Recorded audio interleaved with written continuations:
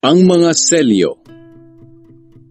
Nakita kong tinanggal ng tupa ang una sa 7 selyo ng nakarolyong kasulatan at narinig kong nagsalita sa tinig na parang kulog ang isa sa 4 na buhay na nilalang.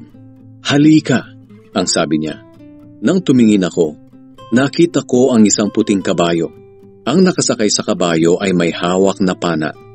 Binigyan siya ng korona at umalis siya upang lumusob at magtagumpay sa pakikipagdigma.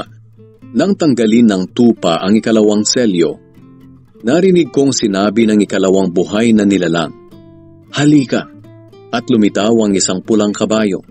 Ang nakasakay ay binigyan ng malaking espada at kapangyarihan upang magpasimula ng digmaan sa mundo at magpatayan ng mga tao.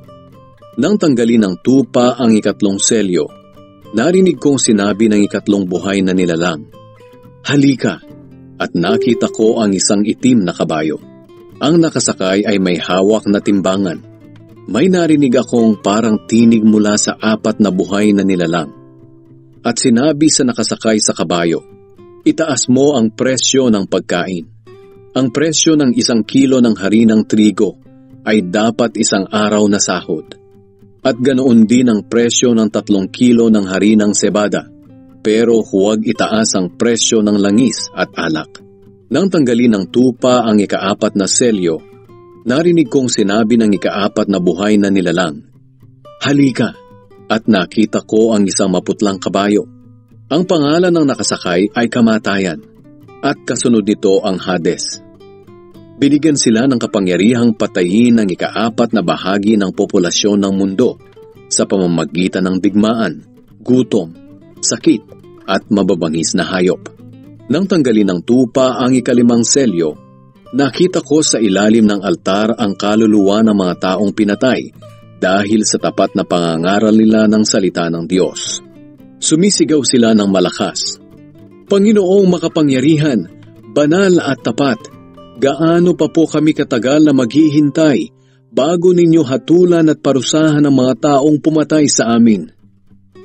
Bawat isa sa kanila ay binigyan ng puting damit at sinabihang maghintay ng kaunti pang panahon, hanggang sa mabuo ang bilang ng kanilang mga kapatid at kapwa naglilingkod sa Diyos na papatayin ding tulad nila. Nang tanggalin ng tupa ang 6 na selyo, lumindol ng malakas. Nagdilim ang araw na kasing itim ng damit panluksa at pumula ang buwan na kasimpula ng dugo. Nahulog sa lupa ang mga bituin na parang mga hilaw na bunga ng igos na hinahampas ng malakas na hangin. Naalis ang langit na parang binilot na papel at naalis din ang mga bundok at isla sa kinalalagyan nila. Nagtago sa mga kuweba at sa malalaking bato sa kabundukan ng mga hari, mga namumuno, mga opisyal ng mga kawal, mga mayayaman, mga makapangyarihan, at ang lahat ng klase ng tao, alipin man o hindi. Sinabi nila sa mga bundok at mga bato, "Tabunan ninyo kami at itago upang hindi namin makita ang mukha ng nakaupo sa trono at upang makaligtas kami sa galit ng tupa, sapagkat dumating na ang araw na parurusahan nila ang mga tao at walang sino mang makakapigil sa kanila."